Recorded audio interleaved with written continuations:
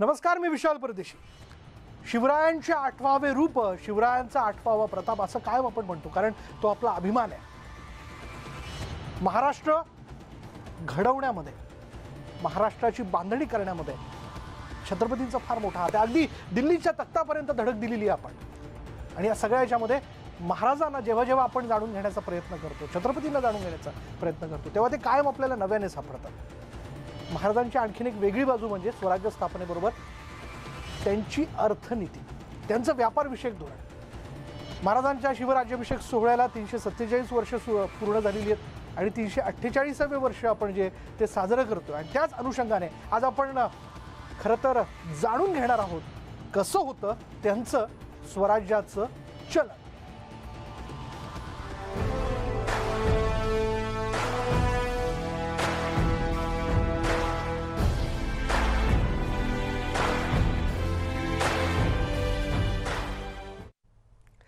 आणि याच विषयी बोलण्यासाठी आपल्याबरोबर आहे नाणे इतिहास संशोधक आशुतोष पाटील. अत्यंत तरुण व्यक्तिमत्व. खरं तर आशुतोष, मी अभिनंदन करेन सुरुवातीला की इतिहासाची गोडी म्हणजे इतिहासातल्या सनावळ्या ज्या आहेत त्या खरं लक्षात राहणं हे फार कठीण असतं. म्हणून काही काही वेळेला बहुतांशी विद्यार्थी इतिहासाबद्दलचा कंटाळा करतात, पण आपण आपला इतिहास विसरून चालत नाही, कारण इतिहास कायम आपल्याला वर्तमानाशी जोडतो. म्हणून इतिहासातलं कायम आपल्याला लुभावणारं, कायम आपला अभिमान जागृत करणारं व्यक्तिमत्व म्हणजे छत्रपती शिवाजी महाराज. आज आपण बघतोय 347 वर्ष त्यांच्या शिवराज्याभिषेक सोहळ्याची पूर्ण झालेली आहेत आणि त्या अनुषंगाने आज आपण ही चर्चा करतोय.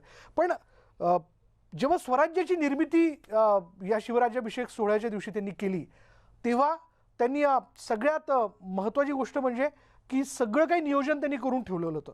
त्यातलं त्यांचं अर्थशास्त्र आणि खास करून शिवराई आणि सोन्याचे होन, त्याबद्दल जरा सुरुवातीला आम्हाला जाणून घ्यायचं आहे, कारण कायम त्याच्याबद्दल आम्हाला उत्सुकता असते. नक्कीच. शिवराई आणि होन ही नावं बऱ्याच जणांना परिचित असतील, किंवा आजही आपण जर पुणे भागामध्ये गेलो, विशेषतः पुणे भागामध्ये, आणि जर आपण आपल्या वयस्क आजोबांना किंवा त्याच्या अगोदर पणजोबांना जर असेल त्यांना जर विचारलं की तुम्हाला शिवराई म्हणजे माहितीये का, तर त्यांचं एक उत्तर मात्र कायम असतं, हो, ते आमचं चलन होतं, आम्ही लहानपणी शिवराई वापरायचो. शिवराई ही अशी एक गोष्ट होती जी सर्वसामान्याच्या मनामध्ये घर करून बसलेली होती. खरं म्हणजे ब्रिटिशांचं राज्य आल्यानंतर शिवराई बंद झाली, पण तरी सुद्धा लोकांच्या मनामध्ये घर केलेली ती एक गोष्ट अशी होती की लोक अगदी ब्रिटिशांच्या पैशांना सुद्धा शिवराई म्हणू लागले होते. आता जाणून घेऊया शिवराईचा प्रवास नेमका कसा होता आणि ती कशी सुरुवात झाली. तर शिवाजी महाराजांचा राज्याभिषेक म्हणजे एक तो सुवर्ण क्षण होता, एक सुवर्ण सोहळा होता, आणि आजपर्यंतच्या या पृथ्वीवरच्या इतिहासामधला एक महत्वाचा एक सुवर्ण क्षण आपल्याला त्याला म्हणता येईल असा तो एक सोहळा होता. हा सोहळा काय होता याचं जर यथोचित वर्णन करायचं असेल तर आपण कृष्णाजी अनंत सभासदांनी लिहिलेली सभासद बखर वाचली पाहिजे. मित्रांनो, सभासद बखरीमध्ये त्यांनी लिहिलंय की ये पृथ्वीवर म्लेंच बादशहा मराठा पातशहा एवढा छत्रपती झाला, ही गोष्ट काही सामान्य झाली नाही. आणि या वाक्याचं जर आपण सविस्तर चर्चा केली किंवा या वाक्यावर विचार केला तर आपल्या लक्षात येईल की हा सोहळा किती महत्वाचा आणि किती एक सुवर्ण क्षण होता. हा सोहळा म्हणजे केवळ हा सोहळा नव्हता, एक सामान्य माणसाला एक तख्ताधिपती राजा मिळाला होता, स्वतःचा छत्रपती मिळाला होता. आणि याच राज्याभिषेकाच्या वेळी शिवाजी महाराजांनी एक धाडसी पाऊल उचललं, आणि ते म्हणजे शिवाजी महाराजांनी सुरू केलेलं स्वतःचं चलन. आता आपल्याला प्रश्न पडेल की यामध्ये धाडसी असं काय आहे. चलन सुरू केलं ते प्रत्येक राजे करतात, पण शिवाजी महाराजांनी केलं त्यामध्ये असं विशेष काय. तर महत्वाचं हे होतं की दिल्लीचा तख्ताधिपती असलेला औरंगजेब बादशहा हा अवघ्या भारतभरामध्ये, भारत देशामध्ये त्याची नाणी पाडत होता, आणि त्यामुळेच त्याची जी नाणी आहे ती पूर्ण भारतभर चालत होती. व्यापार जो आहे, ट्रेड जो आहे, त्यावरती औरंगजेबाचंच वर्चस्व होतं. आणि ही सगळी अशी परिस्थिती असताना शिवाजी महाराजांनी आपली स्वतःची नाणी सुरू करणं ही काही सामान्य घटना नव्हती. विशेष म्हणजे असं की त्यावेळी लोकांवर प्रभाव असलेल्या किंवा नाण्यांवर प्रभाव असलेला पर्शियन, उर्दू भाषेचा प्रभाव टाळून किंवा ती टाळून शिवाजी महाराजांनी देवनागरी लिपीमध्ये आपली नाणी सुरू केली. आता जाणून घेऊया प्रत्यक्ष नाण्यांबद्दल की ती नाणी कशी होती. छत्रपती शिवाजी महाराजांनी 2 प्रकारची नाणी मुख्यतः टांगसाळीत केली. त्यातलं पहिलं होतं ती म्हणजे तांब्याची शिवराई, आणि दुसरा होता तो म्हणजे सोन्याचा होन. दोनही नाण्यांवरती त्यांनी बिंदुमय वर्तुळामध्ये पुढील आणि मागील बाजूवरती श्री राजा शिव 3 ओळींमध्ये पुढील बाजूला आणि छत्रपती मागील बाजूला 2 ओळींमध्ये लिहिलेलं होतं. ही दोनही नाणी याच प्रकारची होती.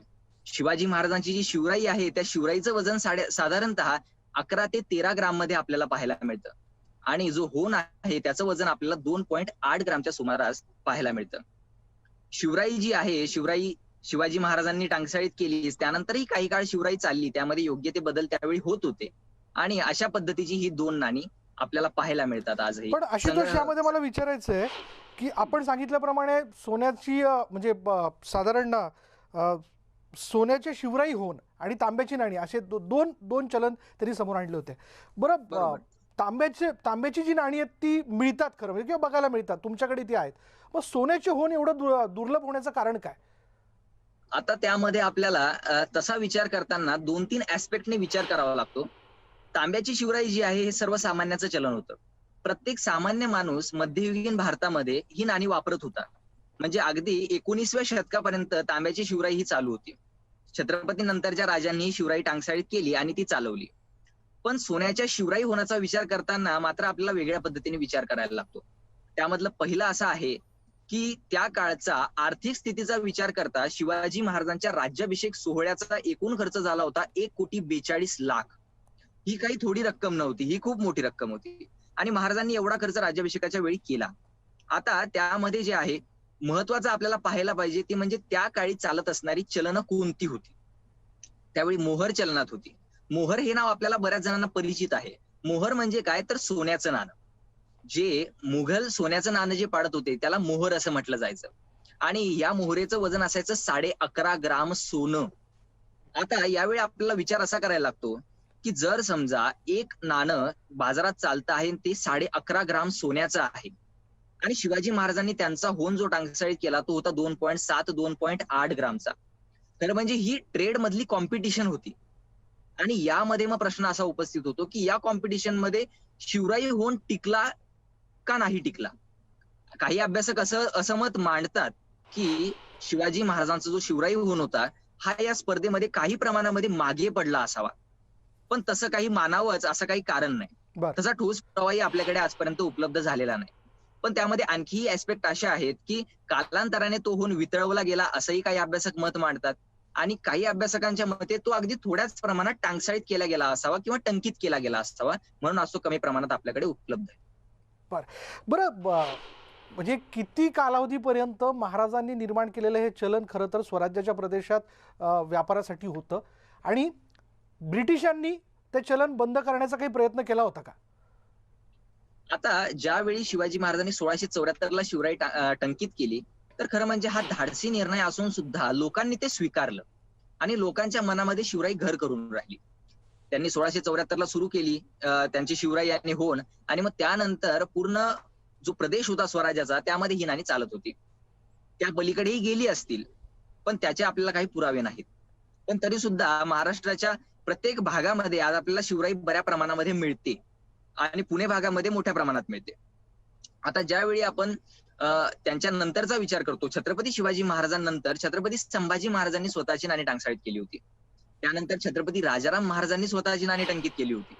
त्यानंतर थोरले शाहू महाराज असतील किंवा त्यानंतरचे छत्रपती असतील त्या सर्वांनी आपली शिवराई जी आहे ती टांगसाळीत केली होती. यामध्ये त्यांनी बदल काय केला तर बदल एवढाच केला की तो म्हणजे त्यांचं नाव त्या शिवराईवरती म्हणजे श्री राजा शिवच्या ऐवजी श्री राजा शंभू छत्रपती, श्री राजा राम छत्रपती, श्री राम राजा छत्रपती अशा पद्धतीची नाणी त्यांनी जी आहे ती टंकित केली. ही नाणी अगदी 19व्या शतकापर्यंत चालू होती. 1835 साली ब्रिटिशांचं एक क्षत्रिय अंमल भारतामध्ये आलं आणि ब्रिटिशांनी एकसारखी नाणी जी आहे पूर्ण भारतभर लागू केली. आणि त्यानंतर जे आहे सर्व संस्थानिक खालसा झाले आणि संस्थानिकांची नाणी बाद होऊन त्यानंतर ब्रिटिशांचं चलन जे आहे ते सुरू झालं. बरं, ब्रिटिशांचं चलन या दृष्टीने मला एक प्रश्न असा आहे की महाराजांचा शिवराज्याभिषेक सोहळा जो होता तो अगदी भव्य दिव्य होता असं कायम सांगितलं जातं. बखरकारांनी त्याचं वर्णन केलेलं आहे. पहाटेपर्यंत तो चालला आणि या सगळ्याच्या मध्ये एक इंग्रज अधिकारी त्यांच्यासमोर झुकलेला आपण बघतो. तो इंग्रज अधिकारी नेमका कोण आहे आणि त्याचा महाराजांचं चलन याविषयीशी काही संबंध आहे का? तो इंग्रज अधिकारी म्हणजे कोण? खरं म्हणजे तो एक दुर्लक्ष केला गेलेला एक महत्वाचा माणूस आपण त्याला म्हणू शकतो. त्याचं नाव होतं हेनरी ऑक्झिंडन. मला त्या व्यक्तिमत्वाविषयी, त्या माणसाविषयी खरंच एक अभिमान किंवा एक तो मला गुडलक त्याचं वाटतं. ते महत्वाचं गुडलक असं की शिवराज्याभिषेकाला तो उपस्थित होता आणि त्याने राज्याभिषेक स्वतःच्या डोळ्यांनी पाहिलाय. बर. आता तो तिथे कसा आला ते आपण आधी जाणून घेऊया. 1661 साली शिवाजी महाराजांनी राजापूर लुटलं होतं आणि शिवाजी महाराजांनी राजापूर लुटल्याच्या नंतर इंग्रज तगादा लावून होते की याची भरपाई आम्हाला द्या.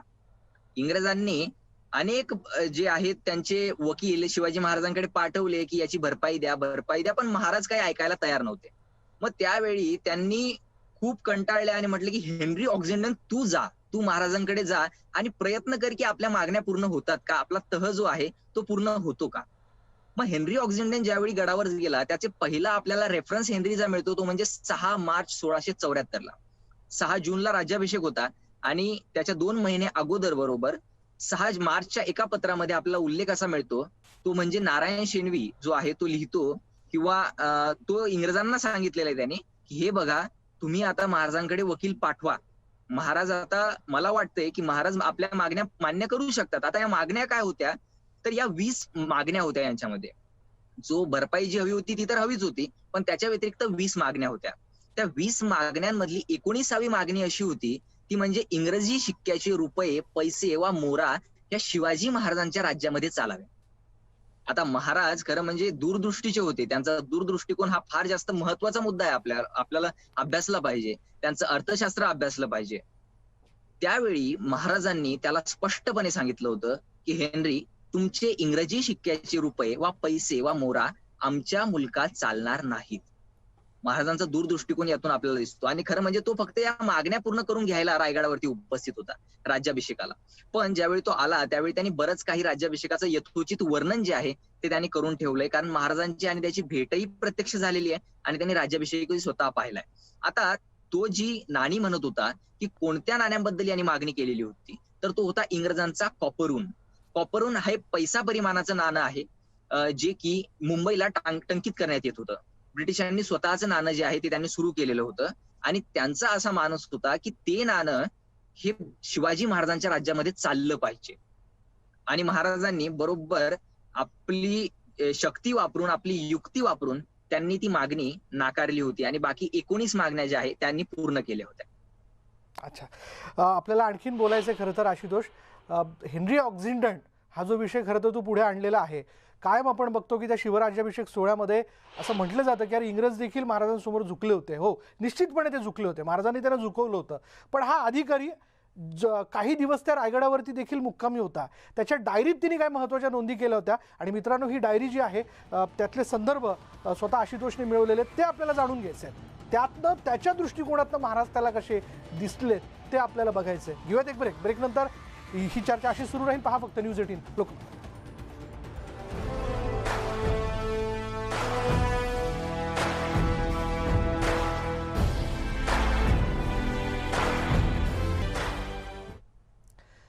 छत्रपती शिवाजी महाराजांच्या शिवराज्याभिषेक सोहळ्याला 347 वर्ष पूर्ण झाली आहेत आणि 348वं वर्ष आपण हे साजरं करतोय. आणि याच निमित्ताने त्यांचं स्वराज्याचं चलन म्हणजेच त्यांचा दूरदृष्टिकोन, त्यांचा व्यापार धोरण आणि त्यांचा शिवराज्याभिषेक सोहळ्यातला इंग्रज अधिकारी हेनरी ऑक्झिंडन या मुद्द्यापर्यंत आपण आलेलो आहे.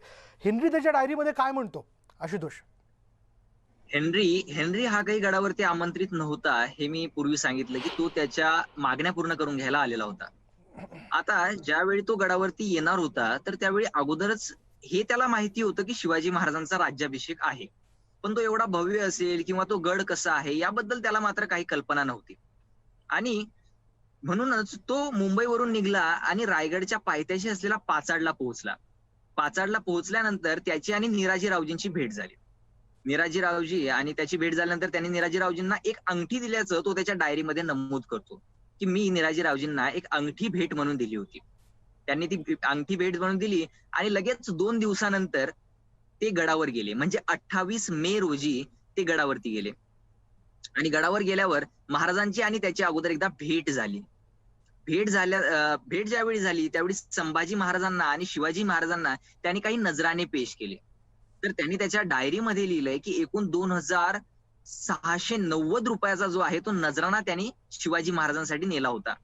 आता नजराणा ज्यावेळी त्यांनी नेला तर नजराण्यामध्ये शेनव्याने अगोदरच सांगितलेलं होतं की हे बघा, शिवाजी महाराजांना अरबी घोडा वगैरे अशा गोष्टी आणू नका, ज्या राज्याभिषेकाला उपयोगात येतील अशा गोष्टी आणा. आणि त्यावेळी मग त्यांनी तो नमूद करतो, विशेष गोष्ट आहे की त्यांनी एक खुर्ची शिवाजी महाराजांसाठी नेलेली होती आणि महत्वाचं म्हणजे काही अंगठी आणि इतर दागिने त्यांनी नेलेले होते. ही काही महत्वाची नोंद त्या डायरीमध्ये आपल्याला वाचायला मिळते. त्यानंतर ज्यावेळी तो गड फिरला त्याने त्याच्या मागण्या शिवाजी महाराजांकडे सुपूर्द केल्या आणि महाराजांनी सांगितलं आम्हाला वेळ मिळेल तसा आम्ही पाहतो आणि त्यानंतर काय मागणी मान्य करायची किंवा काय अमान्य करायची ते आम्ही ठरवू. मधला त्याच्याकडे कालावधी खूप होता, कारण तो 28 मे पासून गडावरती होता. मग तो गड फिरला, त्यांनी गडावर विशेष गोष्टी पाहिल्या आणि तो लिहितो की हा जो गड आहे हा फितुरी खेरीज फार अभेद्य आहे. यावर फितुरी शिवाय हा गड जिंकला जाऊ शकत नाही. हा जर जिंकायचा आहे तर केवळ फितुरी करूनच जिंकला जाऊ शकतो. आणि पुढे रायगडाबद्दल तसंच झालं. त्यानंतर पुढची महत्वाची गोष्ट तो जी नमूद करतो ती अशी आहे की तो म्हणतो या गडावर जवळजवळ 12 महाल 18 कारखाने तर आहेतच, पण सोबतच एकूण मिळून या 300 इमारती आहेत. बापरे. आज रायगड आपण पाहतो, आज रायगडावर आपण पाहिल्यानंतर बऱ्याचशा इमारती या जमिनीच्या आत पुरल्या गेलेल्या आहेत आणि येत्या काळामध्ये या नक्कीच समोर येतील. आणि मी अशी आशा करतो की एक दिवस सर्व अभ्यासकांना या 300 इमारती मोजता जर आल्या तर ती एक इतिहासातली एक मोठी पोचपावती आपल्याला मिळाल्यासारखं होईल की त्या रायगड किल्ल्यावरती, राजधानीच्या शहरावरती आपल्याला 300 इमारती त्या ठिकाणी पाहायला मिळतील. आणि त्यांनी त्याचं यथोचित वर्णन त्यामध्ये केलेलं आहे की मी 300 इमारती त्या ठिकाणी पाहिल्या. त्यानंतर ज्यावेळी तो 5 जूनची गोष्ट, 5 जूनला बरोबर. निराजी रावजींनी हेनरी ऑक्झिंडनला निरोप पाठवला की हेनरी तुला उद्या महाराजांना मुजरा करण्यासाठी म्हणून आपल्या दरबारी यायचंय. हेनरी म्हणाला ठीक आहे मी येतो. आणि मग त्यांनी लिहिलंय की मी सकाळी 7 ते 8 वाजेच्या सुमारास महाराजांच्या दरबारामध्ये गेलो आणि दरबारात गेल्यावर पाहिलं काय, तर तो म्हटला आम्ही लांब उभा राहिलो आणि मी एक अंगठी नजर करण्यासाठी महाराजांना आणलेली होती, ती अंगठी मी वर धरली. कदाचित शिवाजी महाराजांचं त्याकडे कसं लक्ष गेलं ते माहित नाही. काही जण असा एक कयास मांडतात की त्यांनी ज्यावेळी ती अंगठी वर धरली ती अंगठी होती डायमंडची आणि त्यावेळी त्यांनी ती वर धरली आणि त्यावेळी सूर्यप्रकाश त्यामधून रिफ्लेक्ट झाला आणि शिवाजी महाराजांचं त्याकडे लक्ष गेलं आणि महाराजांनी त्याला जवळ बोलवून घेतलं. त्यांनी ज्यावेळी तो जवळ आला त्यावेळी महाराजांना त्यांनी पाहिलं आणि महाराजांना पाहिल्यानंतर महाराजांचं तो वर्णन करतो की शिवाजी महाराज एका रत्नजडित पोशाखामध्ये मध्यभागी आसनस्थ झालेले आहे त्यांच्या सिंहासनावरती. खालची जी पायरी आहे त्या ठिकाणी आपल्याला संभाजीराजे बसले, जिजाऊ बसलेले आहेत आणि गागाभट्ट बसलेले आहेत. आणि बाकी तो सांगतो की आजूबाजूला त्यांची जी पदाधिकारी मंडळी आहेत, त्यांचे जे अष्टप्रधान मंडळ आहे ते आजूबाजूला उभा आहे. त्यानंतर तो म्हणतो की एवढंच मी पाहिलं नाही तर शिवाजी महाराजांच्या उजव्या आणि डाव्या बाजूला काही अधिकारदर्शक आणि राजसत्तेची चिन्ह देखील होती. ती अधिकारदर्शक आणि राजसत्तेची चिन्ह कुठली, तर त्यावेळी तो म्हणतो की एक परडी मला तिथं पाहायला मिळालं जे न्यायाचं प्रतीक होतं. सोन्याची परडी भाल्यावरती त्यांनी अडकवलेली होती. त्यानंतर जे मासे होते, सोन्याचे मासे भाल्यावरती त्यांनी पाहिले. अश्वपुच्छ त्या ठिकाणी त्यांनी पाहिलं. आणि ही फार महत्वाची बाब होती की एक अभिषिक्त राजा कसा असावा, एक सिंहासनाधीश्वर राजा कसा असावा आणि तो कशा पद्धतीने त्याची राजसत्ता चालवतो, त्याचा अधिकार दाखवतो, त्याचं एक उदाहरण आपल्याला त्या ठिकाणी पाहायला मिळतं. अगदी छत्रपतींचं हे व्यक्तिमत्वच तसं होतं. आणि अर्थात म्हणून तर आज इतिहासात आपण वर्तमानात सुद्धा बोलताना या इतिहासातले त्यांचे दाखले, त्यांचं स्वराज्य नियोजन, त्यांनी केलेला न्यायनिवाडा याबद्दलची उदाहरणं आजही देतो, कारण तो आपला अभिमान आहे. मराठी असल्याचा अभिमान व्यक्त करत असताना छत्रपती शिवाजी महाराज हे नाव आपण आपल्यातनं वजा करू शकत नाही. अधिक हा अभिमान त्यांच्या नावाने वाढत जातो. धन्यवाद आशुतोष आजच्या सगळ्या माहितीबद्दल. थँक्यू. यानंतर इथेच थांबणार आहोत. पहा फक्त न्यूज 18 लोकमत.